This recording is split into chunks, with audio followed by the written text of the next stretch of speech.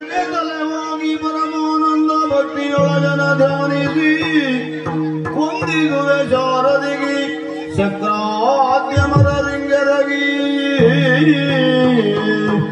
ನಾಂದಿಯೋಳ್ವರ ವ್ಯಾಸ ಮುನಿಪದ ದ್ವಂದ್ವಕಾನತನಾಗಿ ಕವಿಗಳ ಸಂಗಡಿಗೆ ಒಂದು ಬೇಳುವೆನಿ ಕಥಾಮೃತ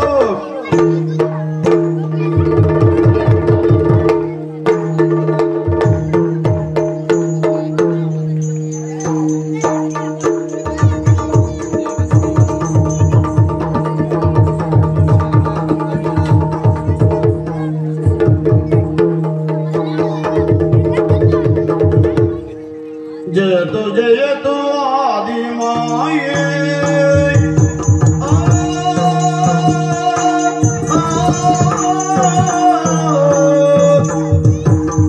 जयतु जयतु आदि माये सर्व भय निवारिणिये नी करुणदी काये सर्व भय निवारिणी नी करुणादी काये दय सागरे भक्तिಯಿಂದ ಪಾದದ್ವಯವನ್ನು ಮರೆಗೊಂಡೆವತಿ ಮುದದಿಂದ ಜಯತು ಜಯತು ಆದಿಮಾಯೇ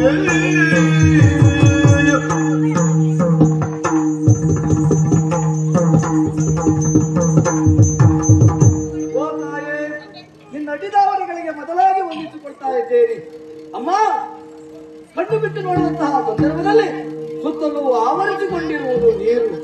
ನಾನ್ಯಾರು, ನಾನು ಎಲ್ಲಿಂದ ಬಂದೆ, ಯಾರು ನನ್ನ ತಂದೆ ಎನ್ನುವಂತಹ ಪ್ರಶ್ನೆಗೆ ಉತ್ತರ ಸಿಗದೆ ಇರುವ ಕಾಲಕ್ಕೆ ಅಕಾರ ಉಕಾರ ಮಕಾರ ಸೇರಿ ಓಂಕಾರವಾಯಿತು.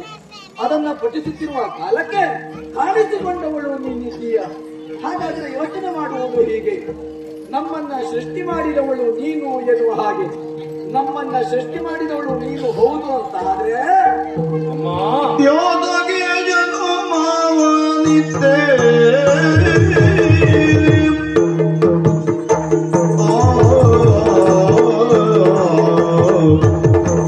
ಯೋದಗೆ ಜನುಮಾವನಿದ್ದೆ ನಮಗೆ ಕಾರ್ಯಗಳಿರುಂಟೋ ಮಾತೆ ನೀತಿಳುವುದ ಸಕಲವನ್ನು ಸಂಪ್ರೀತಿಯು ರಕ್ಷಿಸಬೇಕು ನಮ್ಮವನು ಜಯತು ಜಯತು ಆದಿಮಾಯೇ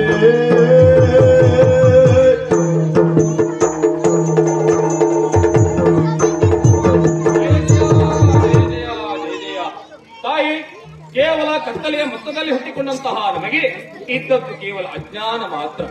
ಆ ಅಜ್ಞಾನ ಎನ್ನುವುದು ತೊಲಗಿದ್ದು ನೀವು ಅನ್ನುವಂತಹ ಬೆಳಕು ಎನ್ನುವುದು ನಮ್ಮ ಎದುರಿಗೆ ಬಂದು ನಿಂತಹ ಹೊತ್ತಿಗೆ ತಾಯಿ ಭಯದ ನಿವಾರಣೆ ಎನ್ನುವುದು ಈ ಹೊತ್ತಿಗೆ ಆಗಿದೆ ಸತ್ಯ.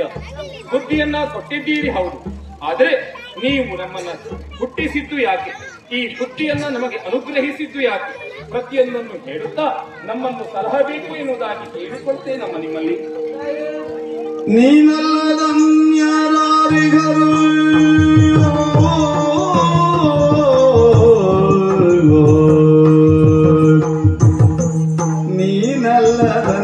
ನೀನಲ್ಲದನ್ಯರಾರಿಗರು ನಮ್ಮ ಸಾನುರಾಗದೊಳಿಂದು ರಕ್ಷಿಸುವವರು ನಮ್ಮ ಸಾನುರಾಗದೊಳಿಂದು ರಕ್ಷಿಸುವವರು ಜ್ಞಾನವಿಹೀನರಾಗಿರಲು ಜ್ಞಾನವಿಹೀನರಾಗಿರಲು ತಾಯಿ ನೀನಿತ್ತು ಸುಜ್ಞಾನ ಪೊರೆಯೇ ಕೃಪೆಯೋಳು ನೀನಿತ್ತು ಸುಜ್ಞಾನ ಪೊರೆದೆ ಕೃಪೆಯೋಳು ಜಯತು ಜಯ ಜಯತು ಜಯತು ಜಯತು ಆದಿಮಾಯೇ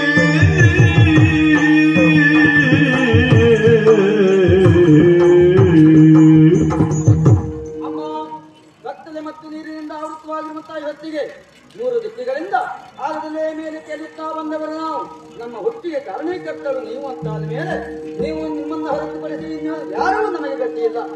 ಅಮ್ಮ, ಅಜ್ಞಾನಿಗಳಾಗಿದ್ದೇವೆ ನಾವು.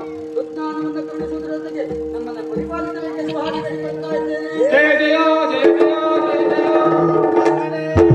ಹರಿಹರ ಬ್ರಹ್ಮನೆಂದೆನಿಸಿಯ ಹರಿಹರ ಬ್ರಹ್ಮನೆಂದೆನಿಸಿಯ ನಮ್ಮ ಹರುಷದಿ ಮೂವರಿಗೆ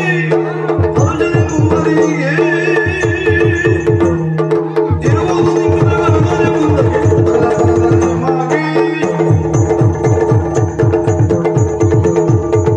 ಸುತ್ತಲೂ ಕಾಣುತ್ತಿರುವಂತ ಜಲರಾಶಿಯಲ್ಲಿ ಭಯಭೀತರಾಗಿರುವಂತ ಓ ನನ್ನ ಮುದ್ದು ಮಕ್ಕಳೇ, ಅಮ್ಮ. ಹೇಳಿ ಧೈರ್ಯ ತಾಳಿ. ಇದೋ ನೋಡಿ, ಆಕಾರ ಉಕಾರ ಮಕಾರಗಳು ಸೇರಿ ಓಂಕಾರವಾಗುವಂತ ಓಂಕಾರ ಸ್ವರೂಪಿಣಿಯಾಗಿರುವಂತ ಆದಿಮಾಯೇ ನಾನು ಮಕ್ಕಳೇ. ನಿಮ್ಮ ಹುಟ್ಟಿಗೆ ಕಾರಣಕರ್ತಳಾದವಳು ನಾನೇ ಸರಿ. ಮೂರು ದಿಕ್ಕುಗಳಲ್ಲಿ ತೇಲಿ ಬಂದಂತ ಆಲದ ಎಲೆಯಲ್ಲಿ ತೇಲಿ ಬಂದಂತ ಮೂರು ಮೂರ್ತಿಗಳು ನೀವು ಬಂದು ಸೇರಿರುವಂತ ಈ ಸಂದರ್ಭ ನಿಮ್ಮ ಕಿವಿಗಳಿಗೆ ಅಪ್ಪಳಿಸಿದ್ದು ಓಂಕಾರದ ನಾದ ಅಲ್ಲವೇ? ಅದೇ ಓಂಕಾರದ ನಾದವನ್ನ ಪಠಿಸುತ್ತ ನನ್ನನ್ನ ಪ್ರತ್ಯಕ್ಷಿಸಿಕೊಂಡವರಿದ್ದೀರಿ ಮಕ್ಕಳೇ. ಮಕ್ಕಳೇ, ನಿಮ್ಮ ಹುಟ್ಟಿಗೂ ಬಲವಾದ ಕಾರಣ ಹೋದ ಕಲ್ಪದಲ್ಲಿ ಲಯವಾದ ಪ್ರಪಂಚವನ್ನ ಪುನರ್ಸ್ಥಾಪಿಸುವುದಕ್ಕೋಸ್ಕರವಾಗಿ ನಿಮ್ಮನ್ನ ಸೃಷ್ಟಿಸಿದವಳಿದ್ದೇನೆ ಮಕ್ಕಳೇ. ಅಷ್ಟೇ ಅಲ್ಲ ಮಕ್ಕಳೇ, ನಾನೇನೋ ಮಕ್ಕಳೇ ಎನ್ನುವುದಾಗಿ ಕರೆಯುತ್ತಾ ಇದ್ದೇನೆ. ಲೋಕಮುಖದಲ್ಲಿ ನಿಮ್ಮನ್ನು ಗುರುತಿಸುವುದು ಹೇಗೆ ಗೊತ್ತೇ? ರಕ್ತವರ್ಣದಿಂದ ಶೋಭಿಸುವಂತವ ನೀನೇ ಬ್ರಹ್ಮ ಮಗನೇ. ನೀಲವರ್ಣನಾಗಿರುವಂತ ನೀನೇ ವಿಷ್ಣು ಕಂದ. ಇವರಿಗಿಂತ ಭಿನ್ನವಾಗಿರುವವ ಆ ಕಡೆಯಲ್ಲಿದ್ದವ ನೀನೇ ಮಹೇಶ್ವರ ಮಗು. ಕೇವಲ ಇಷ್ಟೇ ಅಲ್ಲ ಮಕ್ಕಳೇ, ನಿಮಗೊಂದೊಂದು ಕಾರ್ಯವನ್ನು ಹೇಳ್ತಾ ಇದ್ದೇನೆ ಮಕ್ಕಳೇ.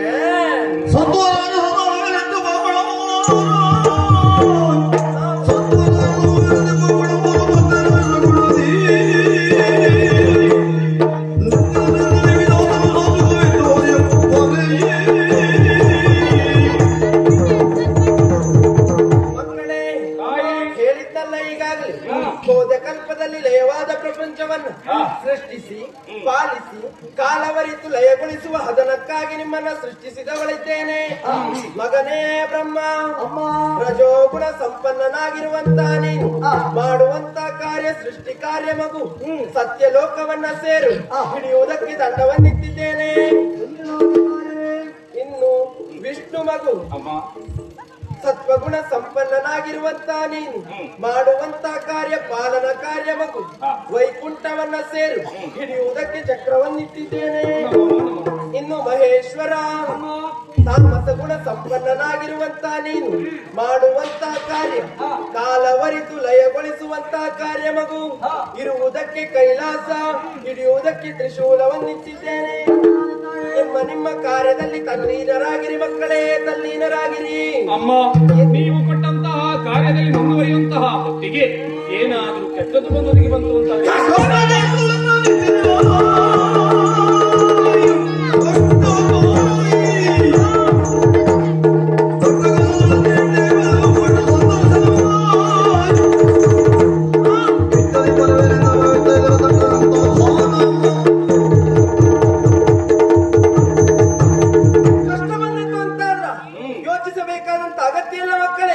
ನಿಷ್ಠೆಯಿಂದ ನನ್ನ ಭಜಿಸಿದ್ರಿ ಅಂತಾದ್ರೆ ಕೊಟ್ಟು ಸಂಘರ್ಷವನ್ನ ನಿಮ್ಮ ಕಷ್ಟವನ್ನ ದೂರೀಕರಿಸ್ತೇನೆ ಮಕ್ಕಳೇ, ದೂರೀಕರಿಸ್ತೇನೆ. ಜಯ ಜಯ ಜಯ ಜಯ ಜಯ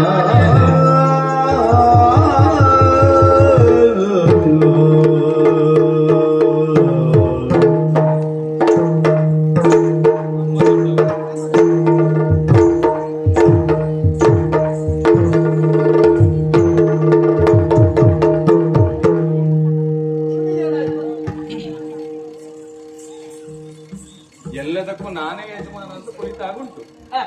ನೋಡುವ ಈ ಯಜಮಾನರು ಇವತ್ತು ಏನು ಮಾಡ್ತಾರೆ ಅಂತ ನೋಡ್ಬೇಕು. ಓಯ್, ಪ್ರಾರಂಭ ಆಗ್ಲಿ. ಏನು ಅಂತ ಹೇಳಿದ್ರೆ ಅಮ್ಮ ಹೇಳಿಲ್ವೋ? ಹರಿಹರನಾಲಿಸಿ ಸೃಜಿಸುವ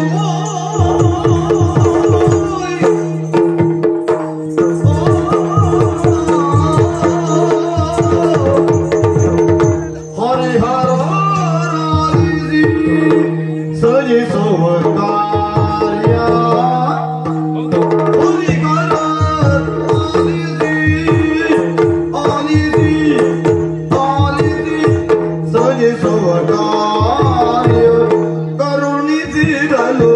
ಮಾತೆಯೋ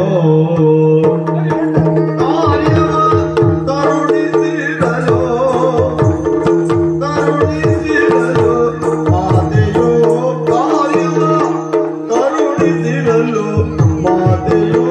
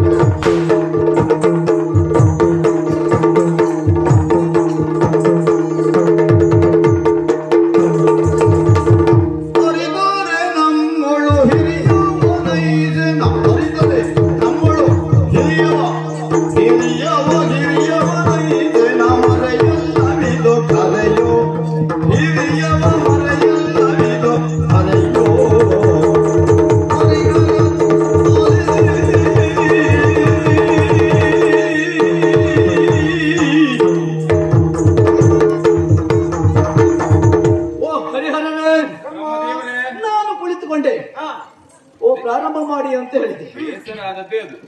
ಈಗ ಪ್ರಾರಂಭಿಸಬೇಕು, ನೀ ಕುಳಿತುಕೊಂಡೆ. ಹೌದು. ಯಾಕೆ ಕುಳಿತುಕೊಂಡೆ? ಯಾಕೆ? ಅಮ್ಮ ಹೊರಟು ಹೋದ್ದು.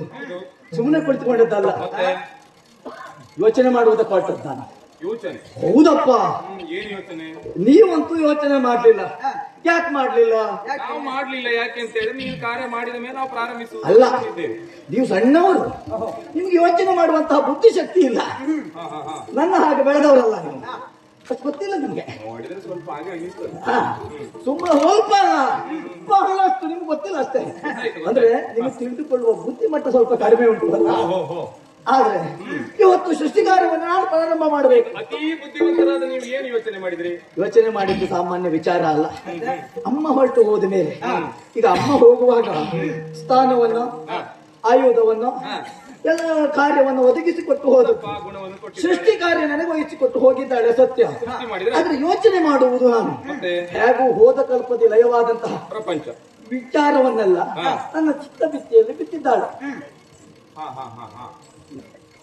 ನಿಮ್ಮಲ್ಲೂ ಬಿಟ್ಟಿದ್ದಾಳೆ, ಇಲ್ಲ ಅಂತ ಅಲ್ಲ. ಅದು ನನ್ನಲ್ಲಿ ಸ್ವಲ್ಪ ಹೆಚ್ಚು ಉಂಟು ಅಂತ ಪ್ರಾರಂಭ ಮಾಡ್ಬೇಕಾ ಬೇಡವಾ? ಹಳೆ ಎದ್ದನ್ನು ತೆಗಿಬೇಕು ಅಂತಂದ್ರೆ ಬೇಕು, ನಿನಗೆ ಬೇಕಾಗುದು. ಹೌದಾ?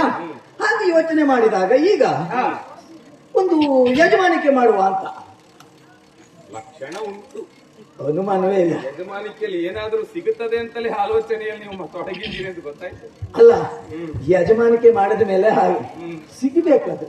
ಅದಕ್ಕಾಗಿ ಮತ್ತೆ ಏನು ಸಿಗ್ಲಿಲ್ಲ ಅಂತ ಆದ್ರೆ ಯಜಮಾನಿಕೆ ಮಾಡಿ ಪ್ರಯೋಜನ ಇಲ್ಲ. ಸಿಗಬೇಕು, ಹೌದು, ತನಗೊಬ್ಬರಿಗೆ ಸಿಗಬೇಕು ಅಂತ ಆಲೋಚನೆ ಇರಬಾರ್ದು, ಇನ್ನೊಬ್ಬರಿಗೂ ಸ್ವಲ್ಪ ಕೊಡಬೇಕು.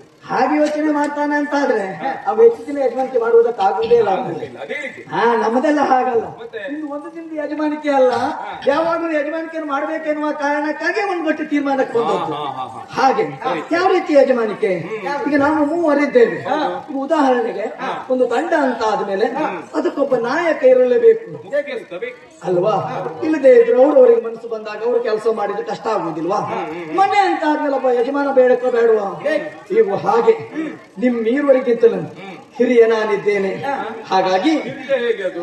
ಯಾರು ಹಿರಿಯ ಹೇಗೆ ಅಂತ ಬೇಕು ಮೊದಲು. ಯಾರು? ಅಲ್ಲ ನೀನು ಹಿರಿಯ ಹೇಗೆ ಅಂತ ಬೇಕು. ಈಗ ಅಮ್ಮ ನನ್ನನ್ನು ಕರೆದು ಹೆಸರಿದ್ದು ಗೊತ್ತಾಗ್ಲಿಲ್ವ ನಿಮ್ಗೆ? ಬ್ರಹ್ಮ ಅಂತ ಇಟ್ಟಿದ್ದಾಳೆ. ಮತ್ತೆ ಬ್ರಹ್ಮ ಅಂತ ಹೇಳಿದ್ರೆ ನಿಮಗಿಂತ ಮೊದಲು ನನ್ನನ್ನು ಕರೆದು ಹೆಸರಿಟ್ಟಿದ್ದಾಳೆ. ಹಾಗೆ. ಯೋಚನೆ ಮಾಡು ಅಲ್ವಾ? ಸರಿ ಸರಿ. ಆ ಕಾರಣದಿಂದಲಾಗಿ ನಾನು ಹಿರಿಯವನಿದ್ದೇನೆ. ಮತ್ತೆ ನಾನು ಕುಳಿತುಕೊಂಡಾಗ ಯೋಚನೆ ಮಾಡಬೇಕಿತ್ತು. ಏನನ್ನ? ನಾನು ಯೋಚನೆ ಮಾಡುವುದಕ್ಕೆ ಹೊರಟಿದ್ದೆ ಅಂತ ಆದ್ಮೇಲೆ ಯೋಚನೆ ಯಾವ ಮಾತ್ರ ಮಾಡುವುದಕ್ಕೆ ಮುಂದಾಗುತ್ತಾನೋ ಅವನಿಗೆ ಹೊಣೆಗಾರಿಕೆಯನ್ನು ನಿಭಾಯಿಸುವುದು ಗೊತ್ತುಂಟು ಎನ್ನುವುದೇ ಅರ್ಥ. ಹಾಗಾಗಿ ಈ ಎಲ್ಲ ವಿಚಾರವಾಗಿ ಯೋಚನೆ ಮಾಡುವಾಗ ನಾನು ಹಿರಿಯವನಿದ್ದೇನೆ, ಯಜಮಾನನಿದ್ದೇನೆ, ನಾಯಕನಿದ್ದೇನೆ, ಒಪ್ಪಿಕೊಂಡಿರಿ ಅಂತಾದ್ರೆ ಕೆಲಸ ಪ್ರಾರಂಭ. ಪರಮಾಕ್ಷನಾಗುವುದೆಂದು ವಿಧಿಯೇ ನೀ ಸುಮ್ಮನೆ.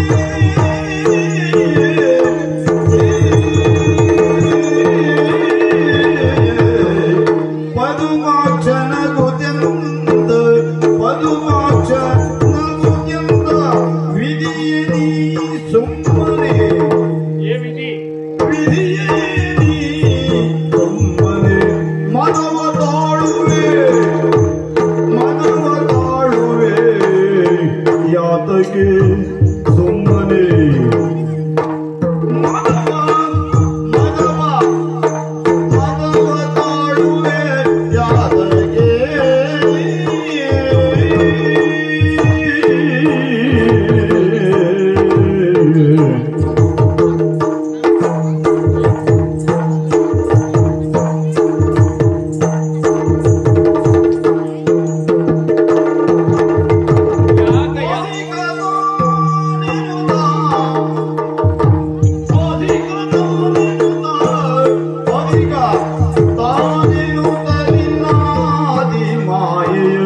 ನೇಮವದ ನಡೆಸುವ ಕಾರ್ಯಕ್ಕೆ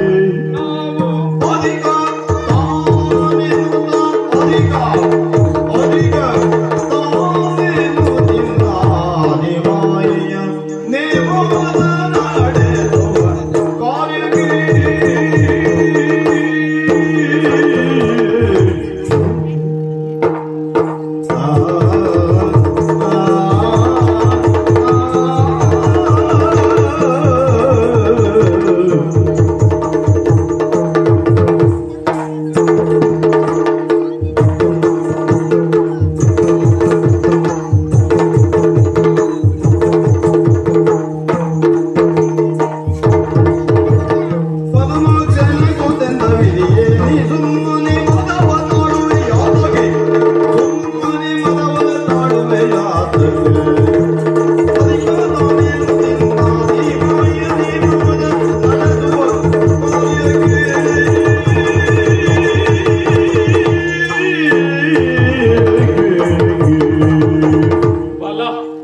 ನಿಜವಾಗಿ ಯಜಮಾನಿಕೆ ಲಕ್ಷಣ ಉಂಟು ಎನ್ನುವುದಕ್ಕೆ ಎರಡು ಮಾತಿಲ್ಲ. ಇಷ್ಟಿದ್ರೆ ಸಾಕು. ಆದ್ರೆ ಒಂದುಂಟು, ಅದು ಗೊತ್ತಾಯ್ತಲ್ಲ. ಯಜಮಾನಿಕೆ ಮಾಡುವವ ಸುಮ್ಮನೆ ಕುಳಿತುಕೊಳ್ಳುವುದಲ್ಲ, ಮೊದಲು ಕೆಲಸ ಮಾಡುವುದು ಹೇಗೆ ಅಂತ ಗೊತ್ತಿರ್ಬೇಕು. ಅಲ್ಲದೆ ಹೋದ್ರೆ ಇನ್ನೊಬ್ಬರ ಹತ್ರ ಕೆಲಸ ಮಾಡಿಸುವಾಗ ಎಡೆ ಬೀಳ್ತಾನ. ಅದು ಗೊತ್ತುಂಟಾ? ಗೊತ್ತಿದ್ರೆ ಮೊದಲ ಸೃಷ್ಟಿ ಕಾರ್ಯದಲ್ಲಿ ನೀನು ತೊಡಗಿಕೊಳ್ಳುತ್ತಿದ್ದೆ. ತಿಳಿದುಕೊಂಡದ್ದೇ ತಪ್ಪು. ಏನು? ಯಜಮಾನನಾದವ ಕೆಲಸ ಮಾಡುವುದಲ್ಲ, ಕೆಲಸ ಮಾಡಿಸುವುದಷ್ಟೇ. ನಾನು ಅದೇ ಹೇಳಿದ್ದು. ಈಗ ಮಾಡಿಸುವುದಕ್ಕೆ ಅವ ಮಾಡಿದ್ದು ಸರಿಯೋ ತಪ್ಪು ಅಂತ ಗುರುತಿಸುವುದು ಹೇಗೆ? ನೋಡಿದ್ರೆ ಸಾಕಾಗುತ್ತದ? ಆಗುವುದಿಲ್ಲ. ಅದಕ್ಕೆ ಅನುಭವ ಬೇಕು ಅಂತಂದ್ರೆ ಮೊದಲು ಅವ ಕೆಲಸ ಮಾಡಿರಬೇಕು. ಸುಮ್ಮನೊಳಿಯ ನೀನು ತಿಳಿದುಕೊಂಡದ್ದ ಹಾಗೆ ಕೆಲಸ ಮಾಡಿ ಅನುಭವ ಬೇಕು ಅಂತಲ್ಲ. ನಮ್ಮಂತ ಬುದ್ಧಿವಂತರಿಗಲ್ಲ ಕೆಲಸ ಮಾಡಿಯೇ ಅನುಭವ ಬೇಕು ಅಂತಿಲ್ಲ. ನೋಡಿದ್ರೆ ಗೊತ್ತಾಗುತ್ತದ? ಅದು ಗೊತ್ತಾಯ್ತು ನನಗೆ. ಅದು ಈಗಲ್ಲ, ಸ್ವಲ್ಪ ಕಾಲದ ಕೆಳಗೆ, ಒಂದು ಗಳಿಗೆಯ ಕೆಳಗೆ ನಾವು ಮೂವರು ಒಟ್ಟಾದಂತಹ ಹೊತ್ತಿಗೆ ಶ್ರೀಯುತರು ಏನು ಮಾಡ್ತಾ ಇದ್ರಿ? ಮುಖದಲ್ಲಿ ಭಯ ಇತ್ತು. ಮುಂದೆ ಏನು ಮಾಡಬೇಕು ಅಂತ ನಿನಗೂ ದಿಕ್ಕು ತೋಚಲಿಲ್ಲ. ಆ ಹೊತ್ತಿಗೆ ಅಮ್ಮನನ್ನೇ ಕರೆದದ್ದು ಹೌದಲ್ವ? ನಿಜವಾಗಿ ನೀನು ನಾಯಕ ಆಗುವುದೇ ಹೌದು ಅಂತ ಹೇಳಿ ಆದ್ರೆ ಆ ಹೊತ್ತಿಗೆ ಮಕ್ಕಳೇ ನೀವು ಹೀಗೆ ಮಾಡಬೇಕು ಅಂತೇಳಿ ನೀನು ಆ ಹೊತ್ತಿಗೆ ನಾನು ಉಪದೇಶ ಮಾಡ್ತಿದ್ದೆ. ಆ ಹೊತ್ತಿಗೆ ಮಾಡುವುದಕ್ಕೆ ಅಸಾಧ್ಯ ಆಯ್ತು ಅಂತ ಹೇಳಿ ಆದ್ರೆ ನೀನು ನಮ್ಮ ಹಾಗೆ ಸಮಾನ ಎನ್ನುವುದೇ. ನನ್ನ ಮಾತು ಏನು ಗೊತ್ತುಂಟ, ನೇರವಾಗಿ ಹೇಳುವುದು, ಏನು? ನಮ್ಮ ಮೂವರಲ್ಲಿ ಯಾರು ಅಧಿಕಾರ ಅಲ್ಲವೇ ಅಲ್ಲ. ಯಾಕೆ? ನಾವು ಮೂವರು ಸಮಾನರೇ. ಒಬ್ಬೊಬ್ಬರಿಗೆ ಒಂದೊಂದು ಉದ್ಯೋಗ ಕೊಟ್ಟಿದ್ದಾಳೆ, ಹೌದಪ್ಪ. ಒಂದೊಂದು ಹೆಸರು ಕೊಟ್ಟಿದ್ದಾಳೆ. ಇನ್ನು ಕರೆಯುವುದು ಮೊದಲಾಗಿ ನನ್ನನ್ನು ಅಂತ ಹೇಳ್ತಿ. ಮೂವರನ್ನು ಒಟ್ಟಾಗಿ ಕರೆಯುವುದಕ್ಕೆ ಆಗುವುದಿಲ್ಲ. ಆ ನೆಲೆಯಲ್ಲಿ ನಿನ್ನ ಕರೆದದ್ದು ಬಿಟ್ರೆ ಮತ್ತೇನಲ್ಲ. ಹಾಗೆ ಇನ್ನೊಂದುಂಟು. ಯಾವುದು? ಈ ಮನೆಯಲ್ಲಿ ಮಕ್ಕಳು ಹಠ ಮಾಡ್ತಾರೆ ಅಂತಂದ್ರೆ ಮೊದಲು ಕರೆಯುವುದು ಯಾರನ್ನ? ಯೋಚನೆ ಮಾಡು, ನೀನೇ ಹೇಳು. ಸಣ್ಣ ಮಕ್ಕಳನ್ನ ಕರೆಯುವುದು ಅವ್ರು ಹಠ ಮಾಡ್ತಾರೆ ಅಂತ. ಈಗ ತಾಯಿಯಾದವಳು ಹೊರಗಡೆಯಲ್ಲಿ ಹೋಗಿ ಏನಾದ್ರೂ ಒಂದು ಸಿಹಿಯನ್ನ ತಂದದ್ದು ಯಾವುದು ಅಂತಾದ್ರೆ ಮೊದಲು ಕೊಡುವುದು ಯಾರಿಗೆ? ಕರೆದು ಕೊಡುವುದು ಸಣ್ಣ ಮಗನಿಗೆ ಬಿಟ್ಟರೆ ದೊಡ್ಡವನಿಗಲ್ಲ. ಯಾಕೆಂದ್ರೆ ಹಠ ಮಾಡ್ತಾನೆ ಅಂತ. ಅದು ಒಂದು ಏನು? ಮನೆಯಲ್ಲಿ ಮೊದಲು ಹೆಸರಿಡುವುದು ಯಾರಿಗೆ? ದೊಡ್ಡವರಿಗೆ. ಅಲ್ಲಲ್ಲ, ಅದು ಹಾಗೆ ಹೇಳಲಿಕ್ಕೆ ಆಗುದಿಲ್ಲ ಅಂತ ಹೇಳುವುದಕ್ಕೆ ಕಾರಣ ಉಂಟು. ನಾನು ಸುಮ್ಮನೆ ಹೇಳಿದ್ದಲ್ಲವೇ ಅಲ್ಲ. ಅಲ್ಲಲ್ಲ, ನನ್ನ ದೊಡ್ಡವ, ನಾನು ದೊಡ್ಡವ ಅಂತ ವಾದಿಸುವವನಲ್ಲವೇ ಅಲ್ಲ. ಎಷ್ಟಾದ್ರೂ ರಜೋಗುಣದಿಂದಿರುವಂತಹ ನೀನು ಈ ಮುಖದಲ್ಲಿ ಮಾತಾಡುವುದು ಸರಿ ತಪ್ಪು ಅಂತ ಹೇಳುವುದಿಲ್ಲ. ನಿನ್ನಲ್ಲಿರುವ ಗುಣದ ಪ್ರಭಾವ.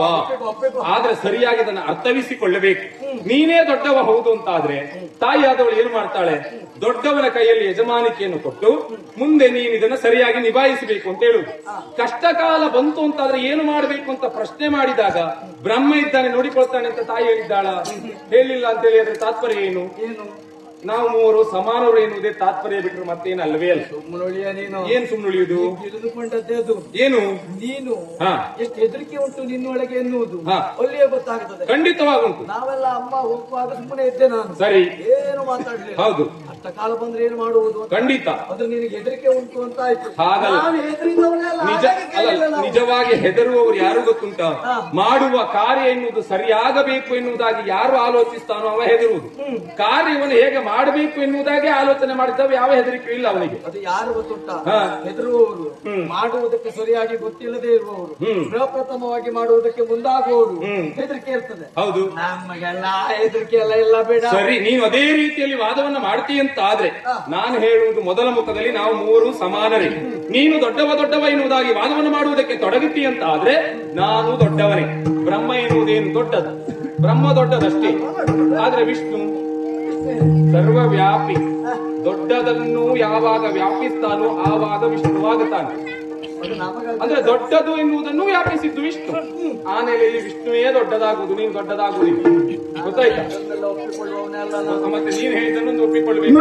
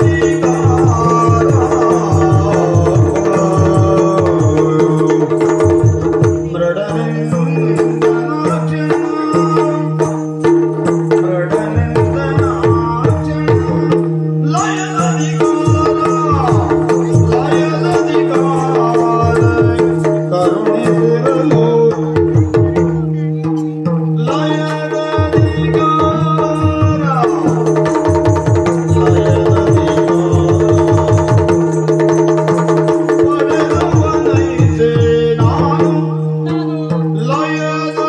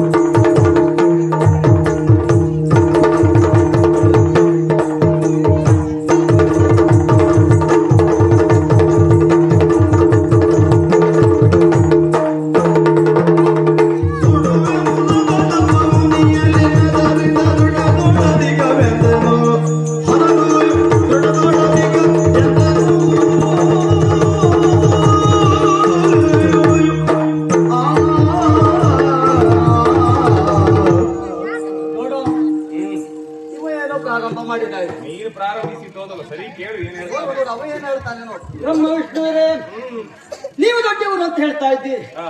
ಬ್ರಹ್ಮ ನೀನ್ ದೊಡ್ಡವನೇ. ನೋಡ ಇಲ್ಲಿ ಇದು ಸರಿಯಾ ಕೊಡ್ಬೇಕಂತ ಉಂಟಾ? ನೀ ದೊಡ್ಡವನೇ ಅಂತ ಹೇಳಿದ್ದು, ನೀನೇ ದೊಡ್ಡವ ಅಂತ ಹೇಳಿದ್ದಲ್ಲ, ವ್ಯತ್ಯಾಸ ಉಂಟು. ಹಾ. ವಿಷ್ಣು ಹಾ. ನೀನು ದೊಡ್ಡವನೇ. ಸರಿ ಸರಿ. ಆದ್ರೆ ನನ್ನಷ್ಟು ದೊಡ್ಡವರು ಹಾ. ನೀವಿಬ್ರು ದೊಡ್ಡವರು. ಹೇಗೆ? ಆದ್ರೆ ಬೆಂಕಿ ಹಾಕುವುದು ದೊಡ್ಡದಲ್ಲ, ಬೆಂಕಿ ಹಾಕಿದ ಮೇಲೆ ಎಷ್ಟು ದೊಡ್ಡದಾಗ್ತದೆ ಅಂತ ಸರಿ ನೆನಪಿಟ್ಕೊಳ್ಬೇಕು. ನೋಡ್ರಿ ಗೊತ್ತಾಗ್ತದ. ನಿನ್ನ ಮನೆಯನ್ನೇ ಸುಡ್ತದೆ ಈಗ.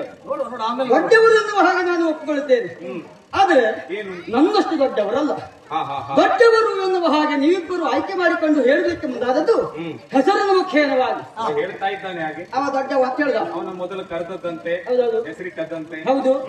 ಬ್ರಹ್ಮ ಅಂತ ಹೇಳಿದ್ರೆ ದೊಡ್ಡದಂತೆ, ನೀನು ಹೇಳಿದ್ರೆ ವಿಷ್ಣು ಅಂತ ಹೇಳಿದ್ರೆ ವ್ಯಾಪಿಸಿದ್ದು ಎನ್ನುವ ಹಾಗೆ. ಆ ನಿಟ್ಟಿನಲ್ಲಿ ನನ್ನನ್ನು ಗುರುತಿಸಿದ್ದು ಹೇಗೆ? ಪರಮೇಶ್ವರ. ಹೌದು. ನೋಡ ಹೆಸರಿನಲ್ಲೇ ಉಂಟು. ಏನು? ಬ್ರಹ್ಮನಿಗೆ ಎಷ್ಟು ಅಕ್ಷರ? 2. ವಿಷ್ಣುವಿಗೆ ಎಷ್ಟು ಅಕ್ಷರ? 2. ಆದ್ರೆ ಪರಮೇಶ್ವರನಿಗೆ ಈಶ್ವರ ಅಂತ ಹೇಳಿದ್ರೆ 3, ಒಂದು ಹೆಚ್ಚುಂಟು. ಮತ್ತೆ ಆದ್ದರಿಂದ ನಿಮ್ಮಿಬ್ಬರಿಗಿಂತಲೂ ನಾನು ಹೆಚ್ಚು. ಪರಮೇಶ್ವರ ಹೆಚ್ಚು. ಹೌದು. ಮತ್ತೆ ಅಷ್ಟೇ ಅಲ್ಲ, ಈಶ್ವ ಪದದ ಅರ್ಥ ಗೊತ್ತುಂಟ ನಿಮ್ಗೆ? ಇಲ್ಲ ಇಲ್ಲ. ಈ ಈಶ ಅಂತ ಹೇಳಿದ್ರೆ ಗೊತ್ತಿಲ್ಲ. ಈಶ ಅಂತ ಹೇಳಿದ್ರೆ ಒಡೆಯ ಎನ್ನುವಂತಹ ಅರ್ಥ. ನಮ್ಮ ಮೂವರ ಹೆಸರಿಗೂ ಅದೇ ಅರ್ಥ ಬರುವುದು ಅಲ್ಲ, ಇರುವುದು ಒಂದೇ, ಎಲ್ಲರಿಗೂ ಎಲ್ಲ ಅನ್ವಯ ಮಾಡಬಹುದು. ನೀವೆಲ್ಲ ಹಾಗೆ ಹೇಳಬಹುದು. ಆದ್ರೆ ಈಶ್ವ ಎನ್ನುವಂತಹ ಪದದ ಅರ್ಥವೇ ಒಡೆಯ ಎನ್ನುವ ಹಾಗೆ. ಈಗ ನಿಮ್ಮಲ್ಲಿ ಸಮಸ್ಯೆ ಬಂದದ್ದು ಏನು? ಯಜಮಾನ ಯಾರು? ಹೌದು. ಒಬ್ಬ ನೇತಾರನ್ ಯಾರು ಎನ್ನುವ ಹಾಗೆ. ಆ ನಿಟ್ಟಿನಲ್ಲಿ ಹೆಸರನ್ನು ಆಧರಿಸಿ ನೋಡಿದ್ರೆ ನಾನೇ ಯಜಮಾನ ಅಂತ ಆಗ್ತದೆ. ಮತ್ತೆ ಇರುವುದಕ್ಕೆ ಸ್ಥಳ, ನಿಮಗೊಂದೊಂದು ಸ್ಥಳವನ್ನು ಕೊಟ್ಟಿದ್ದಾರೆ. ಅದು ನನಗೆ ಹಾಗಲ್ಲ. ಕೈಲಾಸ, ಕೈಲಾಸ, ಕೈಲಾಸ, ಎತ್ತರದ ಸ್ಥಾನ, ಎತ್ತರದ ಸ್ಥಾನ, ಕೈಲಾಸ. ನನ್ನ ಹೆಸರಲ್ಲ ಕೈಲಾಸ, ಎತ್ತರದ ಸ್ಥಾನ. ಹಾಗಾಗಿ ಮತ್ತೆ ಆಯುಧದ ವಿಚಾರವಾಗಿ ಬಂದರೆ ನೋಡ, ನನಗೊಂದು ಚಕ್ರ, ಅವನ ಕೈಲೊಂದು ದಂಡ. ಹೌದು, ನನಗೆ ಹಾಗಲ್ಲ. ತ್ರಿಶೂಲ. 3 ಮನೆ ಉಂಟು. 3 ಮನೆ ಉಂಟು. ನಮ್ಮದೆಲ್ಲ ಹಾಗೆ. ನಿಮ್ಮ ಎಲ್ಲರಿಗಿಂತಲೂ ಅದು ದೊಡ್ಡದುಂಟು. ಹೊರಟ್ರೆ ನನಗಿರುವುದು ಚಕ್ರಕ್ಕೆ ಎಷ್ಟು ಗೊತ್ತುಂಟ ಮನೆ? ಇದು ಸಹಸ್ರಾರ. ಹಾಗಲ್ಲ, ಉದ್ದ ಇಲ್ವಾ?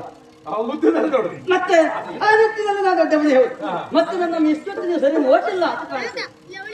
ನೋಡೋದಕ್ಕೆ ಏನು ಉಂಟು ಅಂತ ಬೇಕಲ್ಲ, ಬೇರೆ ಏನು ಇಲ್ಲ ಅನ್ನುವ ಹಾಗೆ ತಾತ್ಸಾರ ಮಾಡೋದು ಬೇಡ. ಸರಿ ನೋಡ್ರಿ, ನೋಡಿದ್ರೆ ಗೊತ್ತಾಗ್ತದೆ. ಓ, ಮೇಲೊಂದು ಹೆಚ್ಚಿನದುಂಟು. ಹೆಚ್ಚಿನ ಕಣ್ಣು, ಹೆಚ್ಚಿನ ಕಣ್ಣು. ಹಾಗಾಗಿ ಹೆಚ್ಚುಂಟಾ ಅಂದ್ರೆ ಹೆಚ್ಚಾದ್ರೂ ಕಷ್ಟ, ಕಡಿಮೆ ಆದ್ರೂ ಕಷ್ಟ. ಇಲ್ಲಪ್ಪ, ಅದು ಬಳಕೆಗೆ ಬರ್ತದೆ ಅಂತ ವಿಶೇಷತೆ ವಿಶೇಷತೆ ಉಂಟು. ಆದ್ದರಿಂದ ನಿಮಗಿಂತಲೂ ವಿಶೇಷವಾಗಿ ಹೆಚ್ಚಿನವನ್ನು ಕಣ್ಣು. ಏನು ಮಾಡ್ತಿ? ಅದರಿಂದ ನನಗೆ ಸಿಟ್ಟುವಂತು ಅಂತ ಆದ್ರೆ ಎಲ್ಲವನ್ನ ಸುಟ್ಟು ಬಿಡ್ತೇನೆ. ಅವ ಸೃಷ್ಟಿ ಮಾಡಿದ್ದು, ನಾನು ಪಾಲನೆ ಮಾಡಿದ್ದು. ಎಲ್ಲವನ್ನ ಸುಡುವಂತಹ ಸಾಮರ್ಥ್ಯ ನನಗುಂಟು. ಹಾಗಾಗಿ ಎಲ್ಲವನ್ನ ಸುಡ್ತೇನೆ. ಈಗ ಸುಡುವುದಕ್ಕೆ ಏನುಂಟು? ಏನು ಇಲ್ಲ. ನೀನು ಸುಡಬೇಕು ಅಂತ ಆದ್ರೆ ಮೊದಲು ನಾವು ಜೀಸಲು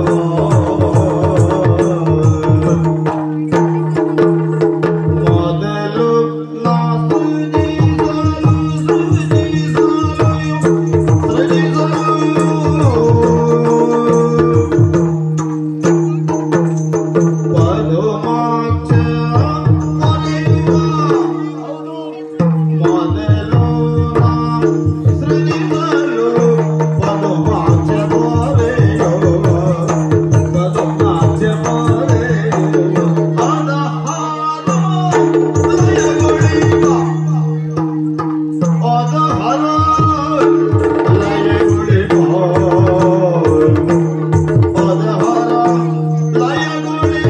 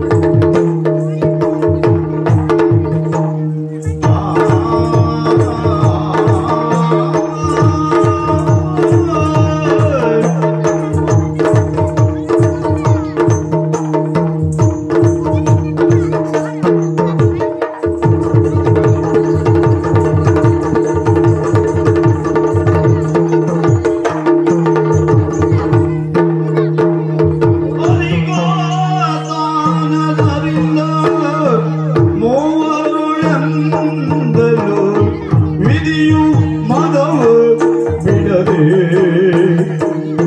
ವಿಧಿಯು ಮದವ ಬಿಡದೆ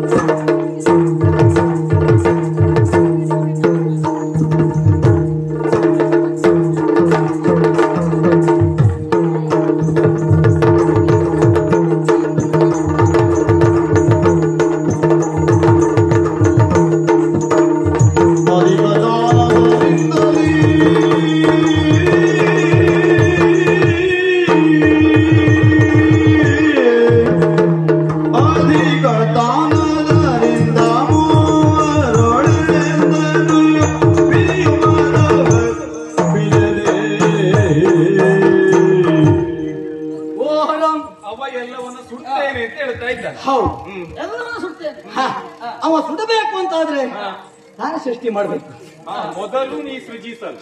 ಅಲ್ವಾ? ಹಾ. ಮೊದಲು ನಾನು ಯಾವುದನ್ನು ಸೃಷ್ಟಿ ಮಾಡ್ತೇನೋ ಅದನ್ನು ನೀನು ಪಾಲನೆ ಮಾಡುವುದು, ಹೌದು. ಆಮೇಲೆ ಅದನ್ನು ಸುಡುವುದು. ನಾನು ಸುಡುತ್ತೇನೆ ಎನ್ನುವ ಹಾಗೆ ಎದೆ ಉಬ್ಬಿಸಿ ಬಂದ್ರೆ ಸುಡುವುದಕ್ಕೆ ಏನುಂಟು ಅಂತ ಕೇಳ್ತೇನೆ. ಏನು ಇಲ್ಲ. ಏನೂ ಇಲ್ಲ.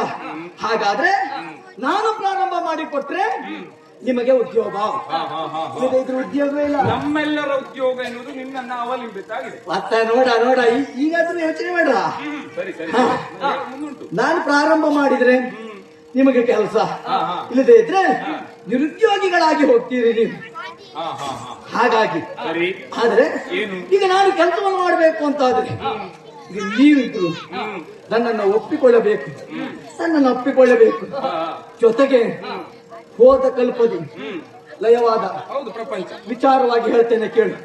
ಈಗ ಒಂದು ಮನೆಯನ್ನ ಕಟ್ಟಬೇಕು ಅಂತಾದ್ರೆ ಹೌದು ಅಡಿಪಾಯ ಎನ್ನುವುದು ಗಟ್ಟಿಯಾಗಿರ್ಬೇಕು, ಪಂಚಾಂಗ ಗಟ್ಟಿ ಬೇಕು ಅಲ್ವಾ? ಅಡಿಪಾಯ ಗಟ್ಟಿ ಉಂಟಾ ಮನ ಒಂದು ಒಳ್ಳೆ ರೀತಿಯಿಂದ ಇರ್ತದೆ, ವ್ಯವಸ್ಥಿತವಾಗಿ 5 ಅಂಗ ಉಂಟು ಇರ್ಲಿ. ಆದರೂ ಪಂಚಾಂಗ ಮುಖ್ಯವೇ. ಅದೇ ಅದೇ. ಪಂಚಾಂಗ ಇಲ್ಲದ ಮನೆ ಆಗುವುದಕ್ಕೆ ಸಾಧ್ಯತೆ ಇಲ್ಲ. ಪಂಚಾಂಗ ಇಲ್ಲದ ಮನೆ ಕಟ್ಟ. ಆದ್ರೆ ಮತ್ತೊಂದುಂಟು, ಏನು? ಬರೀ ಪಂಚಾಂಗವಿದ್ರು ಮನೆ ಆಗುದಿಲ್ಲ. ಅದಾಗುವುದಿಲ್ಲ. ಆದರೆ ಪಂಚಾಂಗ ಗಟ್ಟಿ ಉಂಟು ಅಂತಾದ್ರೆ ಮನೆ ಬಹಳ ವರ್ಷದವರೆಗೆ ಬಾಳುತ್ತದೆ. ಸರಿ, ನೆನಪಿಟ್ಟುಕೊಳ್ಬೇಕು. ಏನು? ಬಾಳಿಕೆ ಬರುವುದು ಒಪ್ಪಿಕೊಳ್ಳುತ್ತೇನೆ, ಹಾ. ಆದ್ರೆ ನಿಜವಾಗಿ ಮನೆ ಅನ್ನಿಸಿಕೊಳ್ಳುವುದು 4 ಗೋಡೆ ಬಿದ್ದು ಒಂದು ಮುಂದೆ ಬಾಗಿಲು ಬಂದಾಗ್ಲೇ. ಅದು ಅಲ್ಲ ಅಂತ ಹೇಳಲೇ ಇಲ್ಲ ನಾನು. ಅಲ್ಲ, ಆವಾಗ್ಲೇ ಮನೆ ಅಂತ ಆಗುದು. ಆ ಗೋಡೆ ಅಲ್ಲದಿದ್ರೆ ಆಗ ಏನ್ ಹೇಳ್ತಾರೆ ಗೊತ್ತುಂಟಾ? ಬರೀ ಪಂಚಾಂಗ ಹಾಕಿದ್ದಾರೆ ಅಂತ ಹೇಳುದು. ಹೌದಾ? ಹಾ. ಈಗ ಹಾ. ಆ ಗೋಡೆ ಪಂಚಾಂಗ ಬರಬೇಕು ಅಂತ ಆದ್ರೆ ಅಡಿಪಾಯ ಎನ್ನುವುದು ಗಟ್ಟಿಬೇಕು ಅಂತ ಹೇಳುವುದು ಕೊಟ್ಟದ್ದು. ಹಾಗಾಗಿ ನಿಮ್ಮಿಬ್ಬರ ವಿಚಾರವಾಗಿ ನೋಡಿದ್ರೆ ನಿಮ್ಮಿಬ್ಬರ ಪಾಲಿಗೆ ನಾನೊಂದು ಅಡಿಪಾಯ ಇದ್ದ ಹಾಗೆ. ನೀನು ಅಡಿಪಾಯ ಇದ್ದ ಹಾಗೆ ನೀನು ಸೃಜಿಸುವ ಕಾರ್ಯ, ನಾನು ಸೃಷ್ಟಿಸುವಂತಹ ಕಾರ್ಯ ಆ ನೆಲೆಯಲ್ಲಿ ಇದು ಶ್ರೇಷ್ಠವಾದಂತಹ ಕಾರ್ಯ. ನೀನು ಅಡಿಪಾಯದ ರೀತಿಯಲ್ಲಿ ಇರುವುದರಿಂದ ನೀನು ಶ್ರೇಷ್ಠ. ನಾನು ನೀನು ಶ್ರೇಷ್ಠನಾಗಿದ್ದೆ, ಮೊದಲು ತೊಡಗಿಕೊಳ್ಳುವುದರಿಂದ ನೀನು ಶ್ರೇಷ್ಠ. ನಾನೇ ಶ್ರೇಷ್ಠ. ನಿನಗೆ ಮೊದಲ ಹೆಸರಿರುವುದರಿಂದ ನೀನು ಶ್ರೇಷ್ಠ.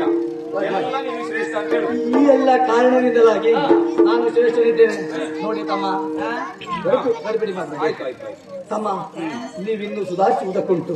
ಹಾಗಾಗಿ ನೀವಿರುವರು ನನ್ನ ಮಾತನ್ನು ಒಪ್ಪಿಕೊಳ್ಳಿ. ತಕ್ಷಣದಲ್ಲಿ ಪ್ರಾರಂಭ ನನ್ನದು. ನೀನೇನುದು ಸೃಷ್ಟಿಪ ಕಾರ್ಯವೇ ಘನವಾದ ಸೃಷ್ಟಿ ಸೃಷ್ಟಿ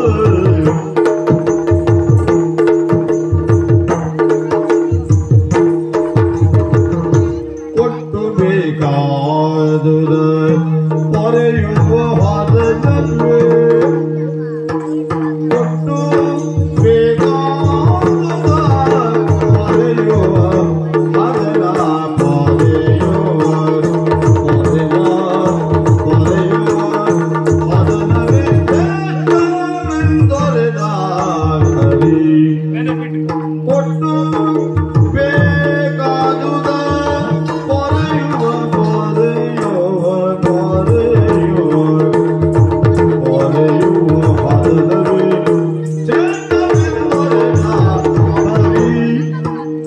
ಕೊಟ್ಟು ಬೇಕಾದುದ ಪೊರೆಯುವ ಹದವೇ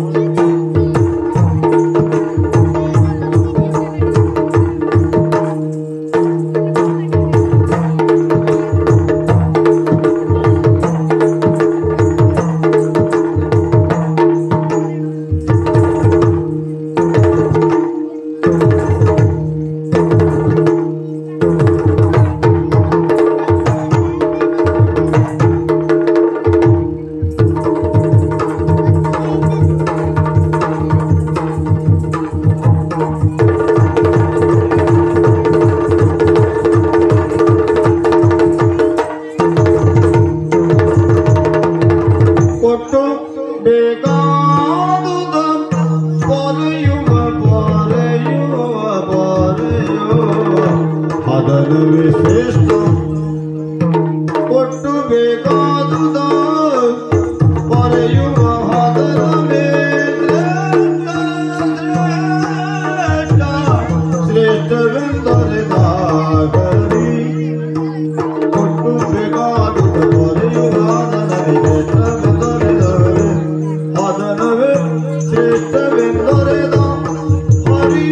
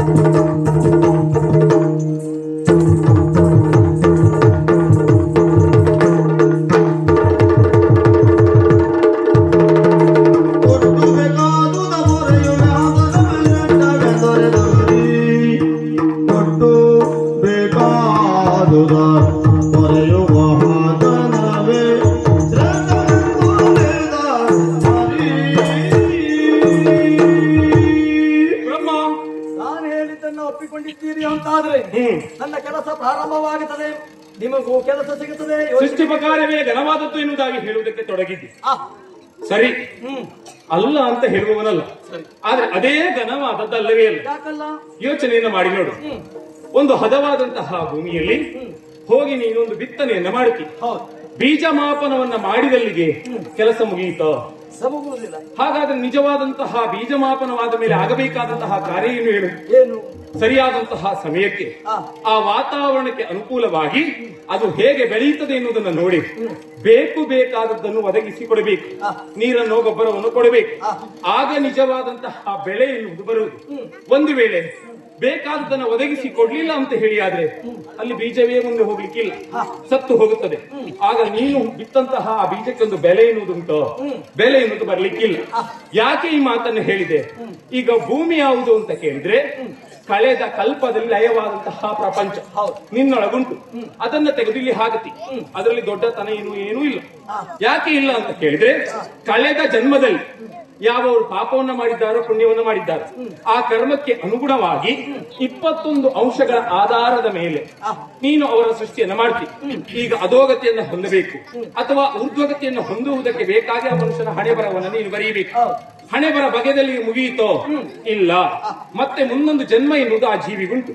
ಆ ಜೀವಿಗೆ ಬೇಕಾದದನ್ನ ಗಳಿಸಿಕೊಳ್ಳಬೇಕು ಅಂತಾದ್ರೆ ಅದಕ್ಕೊಂದು ಜೀವ ಸ್ವಾತಂತ್ರ್ಯ ಎನ್ನುವುದುಂಟು. ಆ ಜೀವ ಸ್ವಾತಂತ್ರ್ಯವನ್ನು ನಾವ್ಯಾರಿಂದಲೂ ಕಸಿದುಕೊಳ್ಳುವುದಕ್ಕಾಗುವುದಿಲ್ಲ. ತ್ರಿಮೂರ್ತಿಗಳಿಂದಲ್ಲ, ಆದಿಮಾಯಿಯಿಂದಲೂ ಅದನ್ನು ಕಸಿದುಕೊಳ್ಳುವುದಕ್ಕಾಗುವುದಿಲ್ಲ.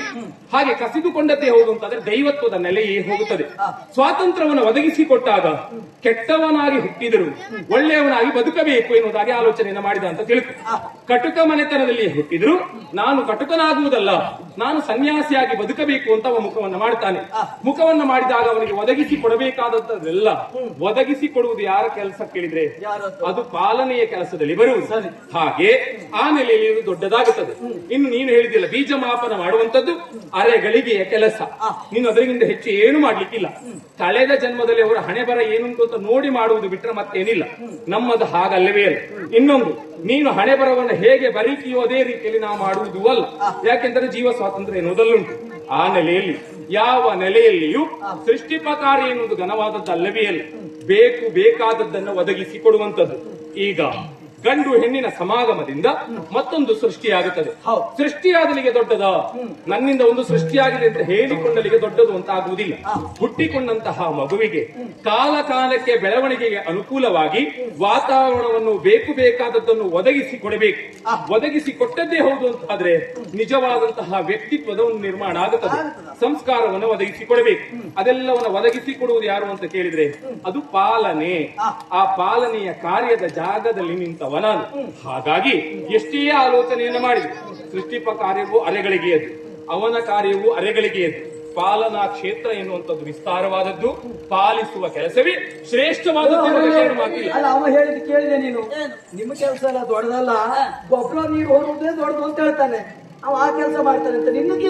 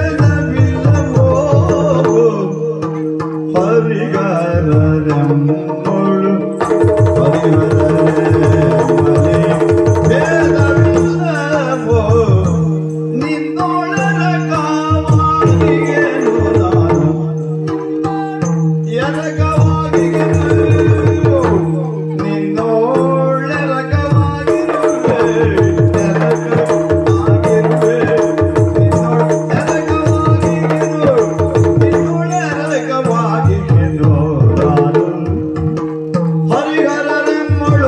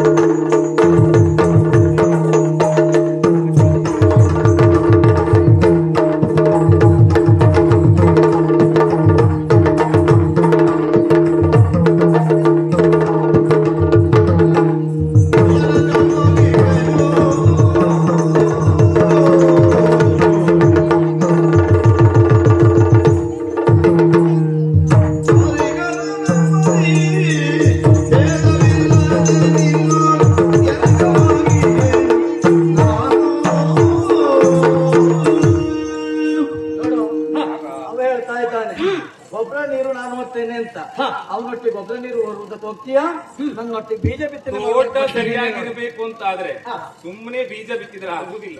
ಮೊದಲು ಗೊಬ್ಬರ ನೀರೇ ಹಾಕಬೇಕು. ಸರಿ, ನೆನ್ಪಿಟ್ಕೋ. ಅದಕ್ಕೆ ನೀನಾದಿತ್ತು ಸುಮ್ಮನೆ ಬೀಜ ಬಿತ್ತಕೊಂಡು ಮನೆ ಮೇಲೆ ಕಾಲ ಕೂತ್ಕೊಂಡ್ರೆ ಯಾವ್ದು ಬರ್ಲಿಕ್ಕಿಲ್ಲ. ಬೀಜ ಒಳ್ಳೇದು ಅಂತ ಇದ್ರೆ ಒಳ್ಳೇದಾಗಿದ್ರೆ ಕಲ್ಲು ಬಂಡೆ ಮೇಲೆ ಹಾಕಿದ್ರು ಬೆಳೀತದ. ಯೋಚನೆ ಮಾಡೋದು ಬೇಡ.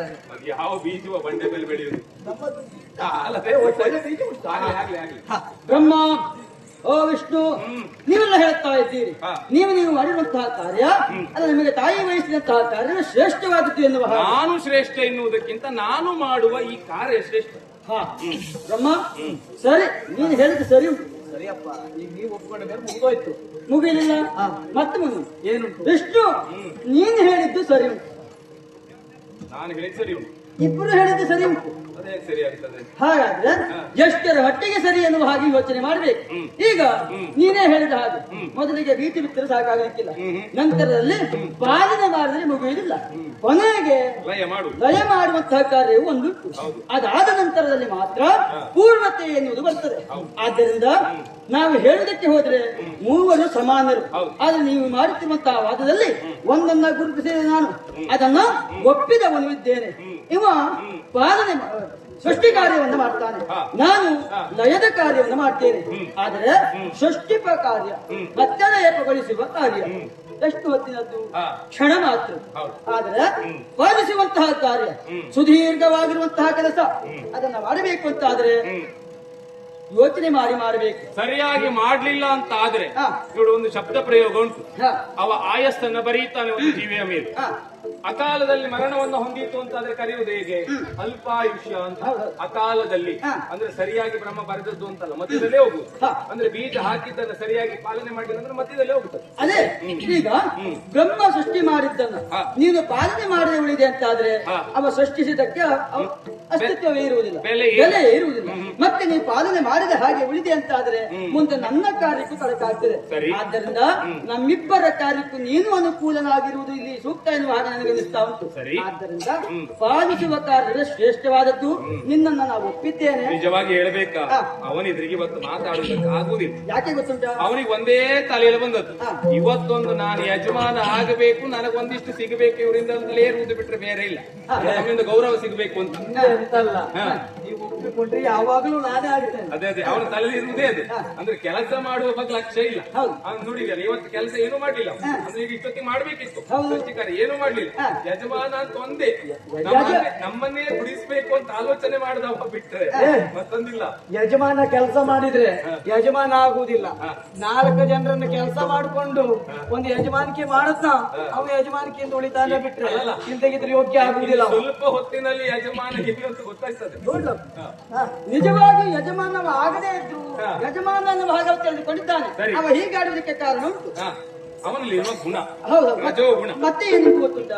ಒಂದು ಹಾಳೆಯಲ್ಲಿ ಬರದದ್ದೇ ಹೌದು ಅಂತ, ಖಾಲಿ ಹಾಳೆ ಆದ್ರೆ ಬರೆಯಬಹುದು, ಬರದ ಹಾಳೆ ಆದ್ರೆ ಓದಬಹುದು. ಇದು ಗೀತೆ, ಬರೆಯುವುದಕ್ಕೆ ಸ್ಥಳ ಇಲ್ಲ, ಓದುವುದಕ್ಕೆ ವಿಷಯ ಇಲ್ಲ. ಅಂತಹ ಎನ್ನುವ ಮೇಲೆ ಇಲ್ಲ. ಆದ್ದರಿಂದ ನಿನ್ನನ್ನು ನಾನು ಎರಕಾಗಬೇಕು, ಹರಿಹರದಲ್ಲಿ ಭೇದ ತೋರಿಸುವುದಕ್ಕೆ ಬೇಕಾಗಿ ಬಾಯಿಗೆ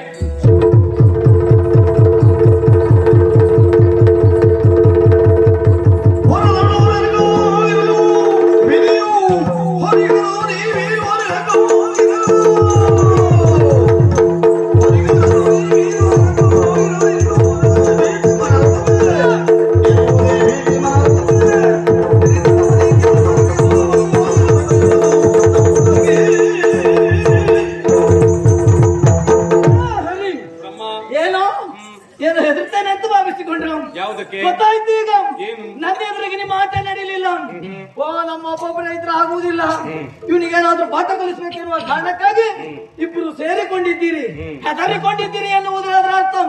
ನೀವಿಬ್ಬರು ಒಟ್ಟಾಗಿದ್ದೀರಿ ಎನ್ನುವ ಕಾರಣಕ್ಕಾಗಿ ಸುಮ್ಮನಿರ್ತೇನೆ, ಹೆದರ್ಕೊಳ್ತೇನೆ ಅಂತ ಯೋಚನೆ ಮಾಡುವುದು ಬೇಡ. ನಿಮ್ಮಲ್ಲಿ ಬಲ ಉಂಟು ಅಂತಾದ್ರೆ ವಾದದಿ ಫಲವಿಲ್ಲ ಶೋಧನೆಯಿಂದಲೇ, ವಾದದಿ ಫಲವಿಲ್ಲ ಶೋಧನೆಯಿಂದಲೇ ಸಾಧಿಸಿ ತಿಳಿಯುವ ನಿಜವೋ, ಸಾಧಿಸಿ ತಿಳಿಯುವ ನಿಜ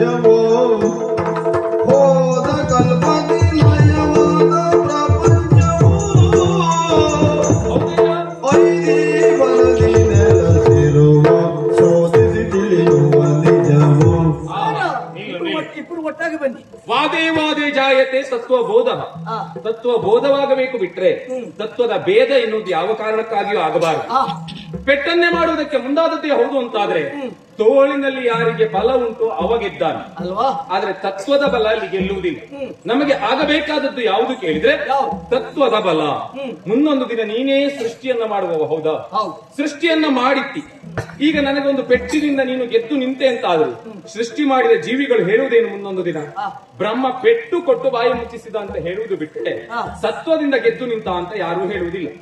ಸತ್ವದಿಂದ ಮನುಷ್ಯನಾದವನಾಗ್ಲಿ ದೇವನಾದವನಾಗ್ಲಿ ಗೆದ್ದು ನಿಲ್ಲಬೇಕಾದದ್ದು ಬಿಟ್ರೆ ನಮ್ಮಲ್ಲಿರುವ ಶಕ್ತಿಯಿಂದ ಅಲ್ಲವೇ ಅಲ್ಲ. ಹಾಗಾದ್ರೆ ಸತ್ವದಿಂದ ಗೆಲ್ಲುವಂತಹ ಬಗೆ ಹೇಗೆ ಈಗ ಅಂತ ಆಲೋಚನೆಯನ್ನ ಮಾಡಿದ್ರೆ ಶೋಧಿಸಬೇಕು. ಏನನ್ನ? ನಮ್ಮೊಳಗೆ ನಾವು ಶೋಧಿಸಿಕೊಳ್ಳಬೇಕು.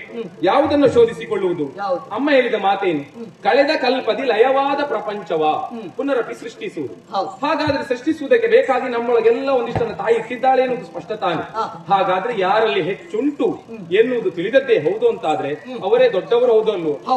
ಆ ದೊಡ್ಡತನವನ್ನು ನೋಡಿಕೊಳ್ಳುವುದಕ್ಕೆ ಬೇಕಾಗಿ ಪರಸ್ಪರ ಶೋಧಿಸಿಕೊಂಡ್ರೆ ಆಯ್ತಲ್ಲ, ಅಲ್ಲಿಗೆ ಪ್ರಸಂಗ ಮುಗಿಯಿತು. ಶೋಧನೆ ಮಾಡಿ ನನ್ನೊಳಗೆ ನೀನು ಹೋಗುದು, ನಿನ್ನೊಳಗೆ ನಾನು ಹೋಗುದು. ಖಂಡಿತ. ಯಾರು ಈಗ ನಿನಗೆ ಬೇಕಾದದ್ದು ಹೌದಲ್ವೋ? ನೀನೇ ಮೊದಲು ಹೋಗುವಾಗಾದ್ರೆ ಸೋಮನೊಳಿಯ ಎಲ್ಲವೂ ನನ್ನಲ್ಲಿಯೇ ಉಂಟು. ಹಾಗಾಗಿ ನಾನು ಹೋಗ್ಬೇಕಾದ ಅನಿವಾರ್ಯತೆ ಇಲ್ಲ.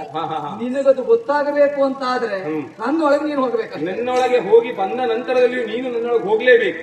ಯಾಕೆ ಕೇಳಿದ್ರೆ ಈಗ ನಾನು ಸಣ್ಣವಂತಂದ್ರೆ ಎಷ್ಟು ಸಣ್ಣವಂತ ನೀನು ಗೊತ್ತಾಗ್ಬೇಕು ನೋಡಿ. ಅದಕ್ಕಾಗಿ ಹೋಗ್ಲೇಬೇಕು. ಆದ್ರೆ ಒಂದು ಹೋದ ಬಂದ ಮೇಲೆ ಮತ್ತೆ ಸುಳ್ಳು ಹೇಳಲಿಕ್ಕಿಲ್ಲ. ಮತ್ತೆ ನೀನು ಸುಳ್ಳು ಹೇಳಲಿಕ್ಕಿಲ್ಲ. ನಾನಂತೂ ಹೇಳುವವನಲ್ಲ ಅಂದ್ರೆ ಅಲ್ಲ, ಹೇಳುವವನಲ್ಲ ಅಂತ. ಸರಿ ಮಾತಾಡೋಣ. ನಾನಂತೂ ಹೇಳುವವನಲ್ಲ ಅಂದ್ರೆ ನೀನು ಹೇಳುವ ಅಂತ ಹೇಳಿದಾಗ ತಾತ್ಪರ್ಯ ಅದೆಲ್ಲ ಕಲಿಸುದು. ಹೋಗಬೇಕು ಅಂತ ಆದ್ರೆ ನನಗೊಂದು ಅವಕಾಶವನ್ನು ಕಲ್ಪಿಸಿಕೊಡ್ಬೇಕೋ ಬೇಡ? ಹೋಗುವುದಕ್ಕೆ ಮಾರ್ಗವನ್ನು ಕೊಡು. ಹೀಗೆ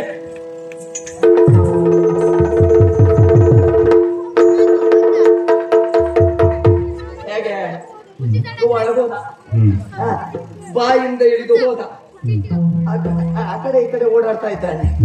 ಓಡಾಡ್ತಾ ಇದ್ದದ್ದು ಹೌದು ಸ್ವಾಮಿ. ಈಗ ನೋಡಿ, ಇವನಿಗೆ ಪಾಠವನ್ನು ಕಲಿಸ್ತೀನಿ. ಅವ ಏನು ಎನ್ನುವುದು ಗೊತ್ತಾಗಬೇಕು. ಅವ ಹೊರಗೆ ಬರಬೇಕು ಅಂತಾದ್ರೆ ಎಲ್ಲಿಂದ ಬರಬೇಕು? ನಾನು ಬಾಯ್ತಾ ಇದ್ರೆ ಬಾಯಿಯಿಂದ ಬರಬೇಕು. ಅಲ್ಲ, ನವದ್ವಾರಗಳುಂಟು. ಈ ನವದ್ವಾರಗಳ ಮುಖೇನವಾಗಿ ಒಂದು ದ್ವಾರದಲ್ಲಿ ಆದ್ರೂ ಬರಬೇಕು. ನಾನು ಬುದ್ಧಿವಂತಿಕೆ ಮಾಡ್ತೇನೆ. ಈ ನವದ್ವಾರಗಳಲ್ಲಿ ಅಷ್ಟದ್ವಾರವನ್ನ ಬಂಧಿಸುತ್ತೇನೆ. ಕೊನೆ ಒಂದು ದಾರ ಉಂಟು ನೋಡಿ, ಉದದ್ದು. ಆ ದ್ವಾರ, ಅದೋ ದ್ವಾರ. ಆ ದ್ವಾರವನ್ನ ಬಂಧಿಸುವುದರ ಮುಖೇನವಾಗಿ ಆ ದ್ವಾರವನ್ನ ಬಿಟ್ಟಿಡ್ತೇನೆ. ಅವನಿಗೆ ಏನು ಎನ್ನುವುದು ಗೊತ್ತಾಗಬೇಕು.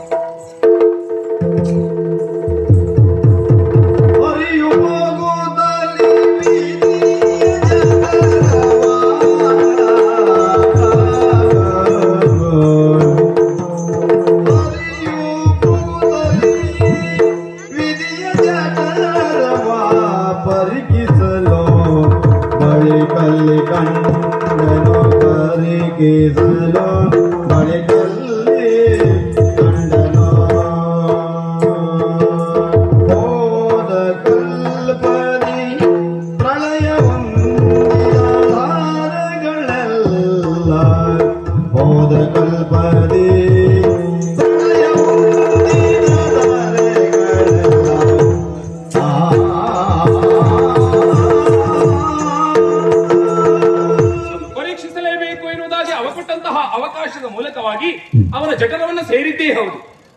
ಹೌದು, ಇವ ದೊಡ್ಡವ, ಹೌದು, ಅನುಮಾನವೇ ಇಲ್ಲ. ಕಳೆದ ಕಲ್ಪದಲ್ಲಿ ಲಯವಾದಂತಹ ಪ್ರಪಂಚವನ್ನೆಲ್ಲ ಕಾಣ್ತಾ ಇದ್ದೇನೆ. ಒಂದು ಕಡೆಯಲ್ಲಿ ಸಜೀವವಾದದ್ದುಂಟು ಅಂತ ಆದ್ರೆ ಇನ್ನೊಂದು ಕಡೆಯಲ್ಲಿ ನಿರ್ಜೀವವಾದಂಥದ್ದು. ಯಾವುದು ಕೇಳಿದ್ರೆ ಕಲ್ಲು ಮರ ಬಂಡೆಗಳೆಲ್ಲ ಒಂದು ಕಡೆಯಲ್ಲಿ ಉಂಟು. ಇನ್ನೊಂದು ಕಡೆಯಲ್ಲಿ ಯಾವ ಯಾವ ರೀತಿಯಾದಂತಹ ಜಂತುಗಳು ಜೀವಿಗಳು ಹುಟ್ಟಿಕೊಳ್ಳಬೇಕು ಅವೆಲ್ಲವೂ ಉಂಟು. ಎಲ್ಲವೂ ಉಂಟು. ಯಾವ ರೀತಿಯಲ್ಲಿ ಉಂಟು ಅಂತ ಕೇಳಿದ್ರೆ ಎಲ್ಲವೂ ನಿರ್ಜೀವವಾದಂತಹ ಭಾವದಲ್ಲಿಯೇ ಉಂಟು. ಯಾವುದಕ್ಕೂ ಚಲನೆ ಎನ್ನುವುದು ಇಲ್ಲವೇ ಇಲ್ಲ. ಹೀಗೆ ಮತ್ತೊಂದು ಕಡೆಯಲ್ಲಿ ನೋಡಿದ್ದೇ ಹೌದು ಅಂತಾದ್ರೆ ಒಬ್ಬ ಬ್ರಹ್ಮ ಆ ಕಡೆಯಲ್ಲಿ ಕಾಣ್ತಾನೆ, ಈಶ್ವರನೂ ಕಾಣ್ತಾನೆ. ನನ್ನಂತೆಯೇ ಇನ್ನೊಬ್ಬ ನಾರಾಯಣ ಇದ್ದಾನೋ ಎನ್ನುವುದಾಗಿ ಮತ್ತೆ ಮತ್ತೆ ಪರೀಕ್ಷೆಯನ್ನು ಮಾಡಿದ್ರೆ ನಾರಾಯಣ ಮಾತ್ರ ಕಾಣಸಿಗುವುದಿಲ್ಲ. ಇರ್ಲಿ, ಆದ್ರೆ ಕಾಣುತ್ತಿರುವಂತಹ ಇವುಗಳೆಲ್ಲವೂ ಕೂಡ ಹೊಳೆಯುತ್ತಾ ಇದೆ ವಿಶೇಷವಾದಂತಹ ಬಣ್ಣದಿಂದ, ಅದು ಕೂಡ ಬಂಗಾರದ ವರ್ಣದಿಂದ. ದೊಡ್ಡವ ಹೌದು.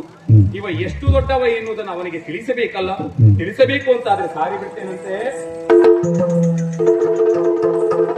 ಸಾರುವೆನ್ನು ಹೊರಗೆ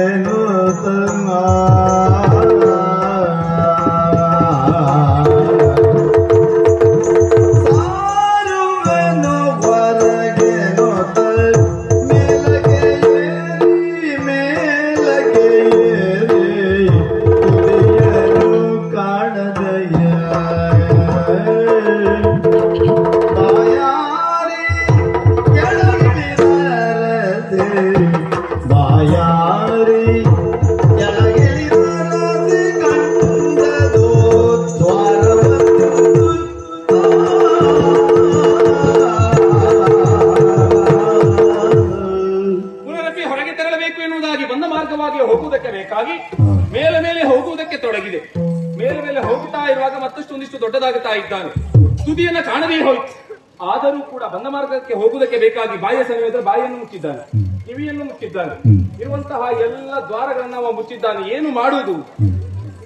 ನನ್ನ ದೇಹಕ್ಕೂ ಕೂಡ ಈ ವಿಧಿಯ ಜಠರವನ್ನು ಪ್ರವೇಶಿಸಿದಂತಹ ಹೊತ್ತಿಗೆ ಬಾಯಾರಿಕೆ ಆಗುವುದಕ್ಕೆ ತೊಡಗಿತ್ತಲ್ಲ. ಯಾಕೆ ಹೀಗೆ ಎನ್ನುವುದು ಅರ್ಥವಾಗದೆ ಕೆಳಗಿಳಿದು ಮತ್ತೆ ಬರುತ್ತಿರುವಂತಹ ಹೊತ್ತಿಗೆ ಆ ತಾಯಿಯನ್ನ ಸ್ಮರಿಸುತ್ತಿರುವಂತಹ ಕ್ಷಣದಲ್ಲಿಯೇ ಬೆಳಕಿನ ಕಿರಣವೊಂದು ಗೋಚರವಾಗುತ್ತಾ ಉಂಟು. ಹೋಗುವುದಕ್ಕೆ ಒಂದು ಮಾರ್ಗವನ್ನಿಟ್ಟಿದ್ದಾನೆ. ಯಾವ ಮಾರ್ಗ ಅಂತ ನೋಡಿದ್ರೆ ಅಧೋ ಮಾರ್ಗ. ಸರಿ, ಅವ ಯಾಕೆ ಹೀಗೆ ಮಾಡಿದ್ದಾನೆ ಎನ್ನುವುದು ಸ್ಪಷ್ಟ. ಆದ್ರೆ ಈ ವಿಷ್ಣುವಿನ ನಡೆ ಎನ್ನುವುದು ಸತ್ಯದ ನಡೆ. ಸತ್ಯವಂತರಾದವರಿಗೆ ಹೋಗುವುದಕ್ಕೆ ಯಾವ ಮಾರ್ಗವಾದರೆ ಮಾಡುವ ಕೆಲಸ ಸತ್ಯವಾಗಿರಬೇಕಲ್ಲ. ಆ ಅಧೋ ಮಾರ್ಗವಾಗಿ ಹೊರಟು ಬಿಡ್ತೇನೆ.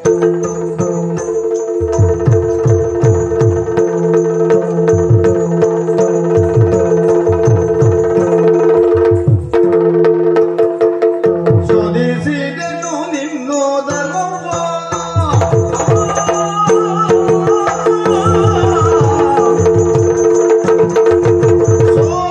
ಶೋಧಿಸಿದೆನು ನಿನ್ನೋದರವ್ವ,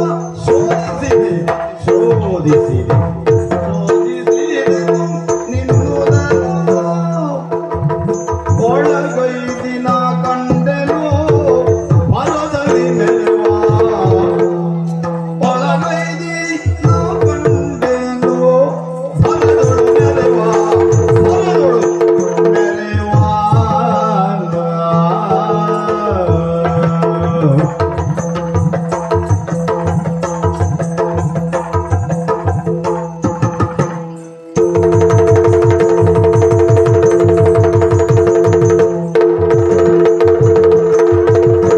ಓದ ಕಲ್ಪದಿ ಲಯವಾದ,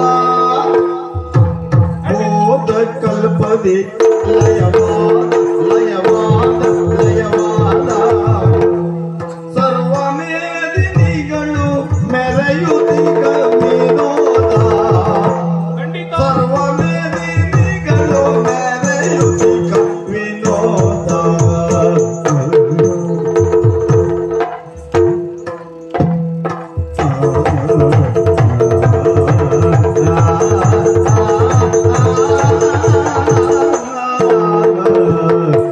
ಶೋಧಿಸಿದೆನು ನಿನ್ನೋದರವ್ವ, ಒಳಗೈತಿ ಕಂಡೆನು ಹೊಲದೊಳು ಮೆರೆಯುವ, ಓದ ಕಲ್ಪದಿ ಲಯವಾದ, ಸರ್ವ ಮೇದಿನಿಗಳು ಮೆರೆಯುತ್ತಿಗ ವಿನೋದ, ಶೋಧಿಸಿದೆನು.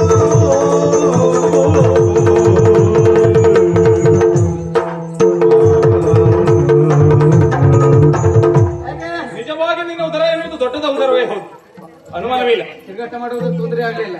ಸ್ವಲ್ಪ ತೊಡಕಾಯ್ತು. ಇಷ್ಟು ದೊಡ್ಡ ಹೊಟ್ಟೆ ಇದ್ರು ಹಾ, ಕೆಲವೊಮ್ಮೆ ದೊಡ್ಡದಿರುವಾಗ ತೊಡಕಾಗುದು. ಎಲ್ಲಿ ಹೋಗ್ಬೇಕು ಅಂತ ಗೊತ್ತಾಗುದು. ಆದರೂ ಕೂಡ ಹೋಗಿ ನೋಡಿದೆ. ನಿಜವಾಗಿ ಉಂಟು ಪುಣ್ಯಾತ್ಮ. ಕಳೆದ ಕಲ್ಪದಲ್ಲಿ ಲಯವಾದಂತಹ ಪ್ರಪಂಚವನ್ನೆಲ್ಲ ಕಂಡೆ. ಇಷ್ಟು ಅಂತಂದ್ರೆ ಮತ್ತೆ ಸರ್ವ ಮೇದಿನಿಗಳು, ಆ ಮೇದಿನಿಯಲ್ಲಿ ಇರಬೇಕಾದಂತಹ ವಸ್ತುಗಳು, ಜೊತೆಯಲ್ಲಿ ಚರಾಚರ ಜಂತುಗಳು ಎಲ್ಲವನ್ನು ಕಂಡೆ. ಅದರ ಒಂದು ಏನು ಯಾವುದಕ್ಕೂ ಜೀವ ಇಲ್ಲ. ನನಗೆ ಗೊತ್ತಾಯ್ತು ಆಮೇಲೆ ಏನಂತ ಜೀವ ಕೊಡುವವ ಇಲ್ಲಿದ್ದಾನಲ್ಲ, ಹಾಗಾಗಿ ಅದಕ್ಕೆ ಜೀವ ಇಲ್ಲ ಅಂತ ಗೊತ್ತಾಯ್ತು. ಆ ಯೋಚನೆ ಬೇಡ. ಹೊಳಿತಾ ಉಂಟು ಏನು ಯಾಕೆ? ನಿನ್ನ ಹೊಟ್ಟೆ ಒಳಗೆ ಹೊಳಿತಾ ಉಂಟು ಬಂಗಾರದ ಬಣ್ಣ, ಹಿರಣ್ಯ ಬಣ್ಣ. ಹಾಗಾಗಿ ಒಂದು ಆಲೋಚನೆ ಮಾಡಿದ್ದೇನೆ, ಏನಂತ? ಶ್ರೀಯುತರಿಗೆ ಒಂದು ಹೆಸರಿಟ್ಟರೆ ಹೇಗೆ ಅಂತ. ನನಗೊಂದು ಹೆಸರು ಹೆಸರಿಡುವ ಅಂತ. ಬಂಗಾರದ ಬಣ್ಣದಿಂದ ಉಂಟು. ನಾವು ನಮ್ಮಂತವರಿಗೆಲ್ಲ ಕೊಡುವುದೇ. ಹೌದೌದು, ಕೊಡ್ಬೇಕು. ಸ್ವಲ್ಪ ಈಗ ಕೊಡುದು ಯಾರಿಗೆ ಹೇಳು? ದೊಡ್ಡವ ಸಣ್ಣವನಿಗಲ್ವ? ನಮಗೆ ಎಲ್ಲಿ? ಕೊಡುವ ವಿಚಾರದಲ್ಲಿ ಹಾ. ಸಣ್ಣವ ಕೊಟ್ಟ ನನ್ನ ಹೆಸರುವೇ ಇಲ್ಲ. ಹಾ. ಸಣ್ಣವನಾದ್ರೂ ಒಳ್ಳೇದು ಇದೆಲ್ಲ ಆಗುವಾಗ ಯಾಕೆ ಕೊಟ್ಟರು ಆಗುತ್ತದೆ. ಆಗಲಿ, ಇರುವಂತದ್ದು ಹಿರಣ್ಯ ವರ್ಣದಿಂದ. ಹಾಗಾಗಿ ಇನ್ನು ಮುಂದೆ ನೀನು ಕನಕ ಗರ್ಭ ಹಿರಣ್ಯ ಗರ್ಭ ಎನ್ನುವುದಾಗಿ ನಿನಗೊಂದು ಹೆಸರು. ನನಗೆ ಹೌದು. ಓ ಹರಿಯೇ, ಸರಿ, ಹಾ, ನೀನೇನೋ ನನಗೊಂದು ಹೆಸರನ್ನ ಇಟ್ಟೆ. ಖಂಡಿತ. ನಮಗೆ ಹಾ. ಕೊಟ್ಟದನ್ನ ಇಟ್ಕೊಳ್ಳುವುದಕ್ಕೂ ಕೊಟ್ಟು ಹಾ, ಸುಮ್ಮನೆ ಇಟ್ಕೊಂಡ ಅಭ್ಯಾಸ ಇಲ್ಲ. ಅದು ಯಾವಾಗಿಂದ? ತಿರುಗಿ ಕೊಟ್ಟ ಅಭ್ಯಾಸ ಉಂಟು. ಯಾವಾಗಿಂದ? ನಿನಗಿದು ಗೊತ್ತಾಗ್ಲಿಲ್ಲ ಅಷ್ಟೇ. ಅಲ್ಲ, ಮೊದಲದಿರ್ಲಿಲ್ಲ ಪ್ರಾರಂಭದಲ್ಲಿ. ಯಾರಿಗೆ? ನಿನಗೆ. ನಿನಗೆ ಗೊತ್ತಾಗ್ಲಿಲ್ಲ. ಹೌದಾ? ಆ, ಹಾ, ಹಾ. ಈಗ ಕೊಡುವುದಕ್ಕಿದ್ದೇನೆ. ಸರಿ ಸರಿ. ನೀನಿಗೆ ಹಾ. ಒಂದು ಹೆಸರನ್ನು ಕೊಡುವ ಅಂತ. ಏನು? ಅದೋ ದ್ವಾರದಿಂದ ಬಂದ ಕಾರಣಕ್ಕಾಗಿ ಹಾ. ನಿನ್ನನ್ನು ಅದೋಕ್ಷಜ ಅಂತ ಕರೀತಾ ಇದ್ದೇನೆ. ಆಗಲಿ. ನಿಜವಾಗಿ ನಾನು ಕೊಟ್ಟದಕ್ಕಿಂತ 2 ಇಮ್ಮಡಿಯನ್ನೇ ಕೊಟ್ಟಿದ್ದೆ ಎನ್ನುವುದಕ್ಕೆ 2 ಮಾತಿಲ್ಲ. ಸರಿ. ಅದೋಕ್ಷಜ ಎನ್ನುವುದಾಗಿ ಪಾರಮಾರ್ಥಿಕವಾಗಿ ಚಿಂತನೆಯನ್ನು ಮಾಡುವುದಕ್ಕೆ ತೊಡಗಿದ್ರೆ ನಿಜವಾಗಿ ದೊಡ್ಡ ಹೆಸರೇ, ಕೆಟ್ಟ ಹೆಸರಲ್ಲ. ಅಲ್ಲ. ಆದ್ರೆ ಅದಕ್ಕೆ ಹೋಗುದು ಬೇಡ. ನಾವು ದೊಡ್ಡದಕ್ಕೆ ಮುಂದೆ ಅದನ್ನು ವಿಮರ್ಶಿಸಿಕೊಳ್ಳಿ ಯಾರು ಬೇಕಾದ್ರು. ಆಯ್ತು ಸರಿ, ಈಗ ನಾನು ಸಣ್ಣವೇ ಎಷ್ಟು ಅಂತ ಅದನ್ನು ಪರೀಕ್ಷಿಸಬೇಕು ಬೇಡ. ಅದೊಂದು ಹೌದು. ಹಾಗಾಗಿ ಅವಕಾಶ ಕೊಡ್ತೇನೆ. ನನಗೂ ಸಮಸ್ಯೆ ಉಂಟು. ಸಣ್ಣ ಹೊಟ್ಟೆಯಲ್ಲಿ ಹೋಗ್ಬಿಟ್ಟು ನಾ ತಿರುಗಾಡೋದು ಹೇಗೆ? ನೀನು ಹೋದ ಮೇಲೆ ಅದು ಸಣ್ಣದು ದೊಡ್ಡದು ಗೊತ್ತಾಗುತ್ತೆ. ಸರಿ, ಆದೀತು.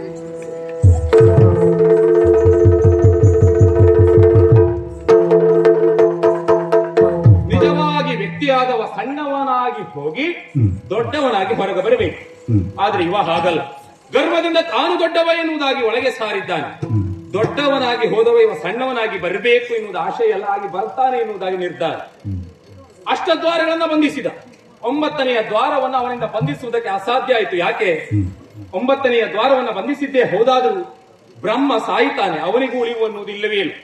ಆದ್ರೆ ನಿಜವಾದಂತಹ ಯೋಗೀಶ್ವರನ್ ಯಾರು ಎನ್ನುವುದನ್ನ, ಯೋಗಿ ಯಾರು ಎನ್ನುವುದನ್ನ ತೋರಿಸಿಕೊಡುವುದಕ್ಕೆ ಬೇಕಾಗಿ ನಾನು ಎಲ್ಲವನ್ನು ಆವರಿಸಿಕೊಂಡವ ದೇಹ ಎನ್ನುವುದು ನನಗಿಲ್ಲ ಎನ್ನುವುದನ್ನು ಇವನಿಗೆ ತೋರಿಸಿಕೊಡುವುದಕ್ಕೆ ಬೇಕಾಗಿ ನನ್ನಲ್ಲಿರುವಂತಹ 9 ದ್ವಾರಗಳನ್ನೂ ಬಂಧಿಸಿ ಬಿಡ್ತೇನಂತೆ. ಬಂಧಿಸುತ್ತಿರುವಂತಹ ಹೊತ್ತಿಗೆ ಯಾಕೋ ಒಂದು ರೀತಿಯಾದಂತಹ ಜಾಡ್ಯ.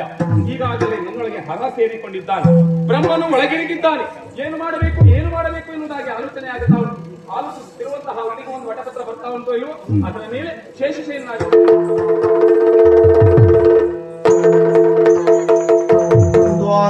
ದ್ವಾದಶಾದಿತ್ಯರೆ ಕಾದಶ ರುದ್ರರು ದ್ವಾದಶಾದಿತ್ಯರೆ ಕಾದಶ ರುದ್ರರು ಸಾದರದಲ್ಲಿ ಕಮಲಜರು ಆ ದೇವರು ಸರದಿ ಮೆರೆಯಲೇಕರು ಮೋದದೊಳಿ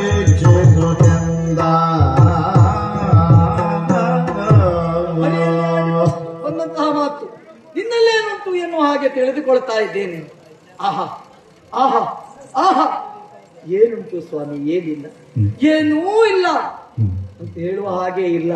ಎಲ್ಲವೂ ಇವನಲ್ಲಿಯೇ ಉಂಟು. ನೋಡ್ತಾ ಇರುವುದೇನು?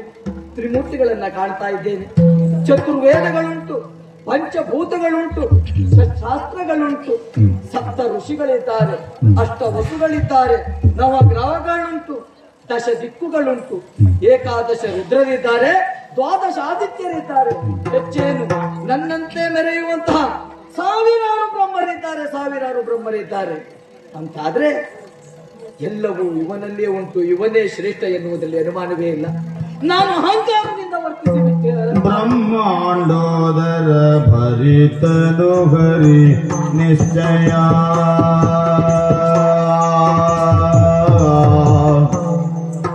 ಬ್ರಹ್ಮಾಂಡೋದರ ಭರಿತನು ಹರಿ ನಿಶ್ಚಯ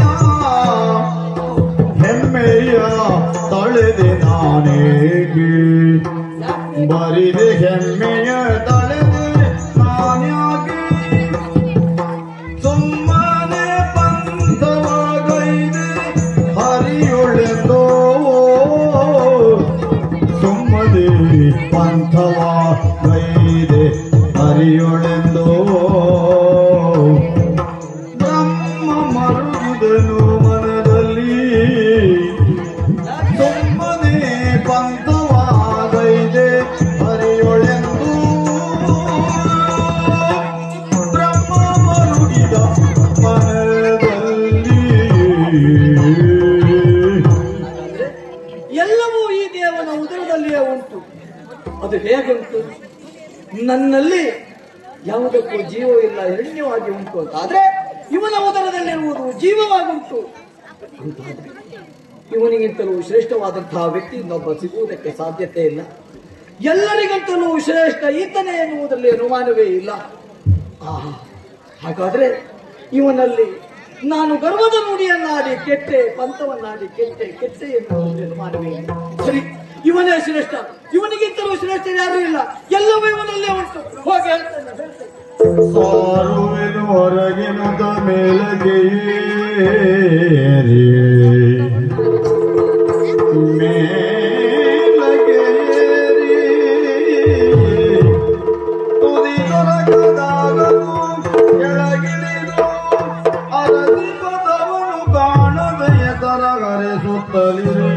ದಿವ್ಯ ಸಹಸ್ರ ಕಾಲ ಏನು ಆಶ್ಚರ್ಯ ಇದು! ಈ ಸಂತೋಷದ ವಿಚಾರವನ್ನು ಹೇಳಬೇಕು ಎನ್ನುವ ಕಾರಣಕ್ಕಾಗಿ ಹೊರಟದ್ದು ಹೌದು. ಆದ್ರೆ ಏನು ಮಾಡೋಣ, ಎಲ್ಲ ದ್ವಾರವನ್ನ ಬಂಧಿಸಿದ್ದಾನೆ.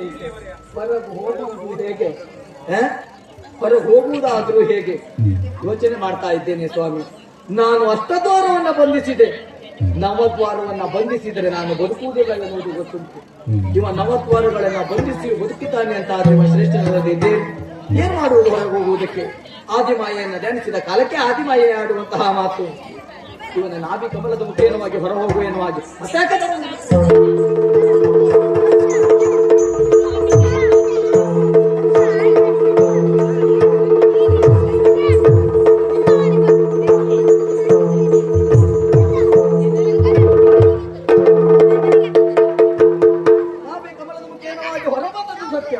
ಜೊತೆಯಲ್ಲಿ ಹೀಗೆ ಕುಳಿತು ನೋಡುತ್ತಿರುವ ಕಾಲಕ್ಕೆ ನಾಲ್ಕು ದಿಶೆಯನ್ನು ನೋಡಿದಾಗ ನನಗೆ 4 ಮುಖಗಳು ಉದ್ಭವಗೊಂಡವು.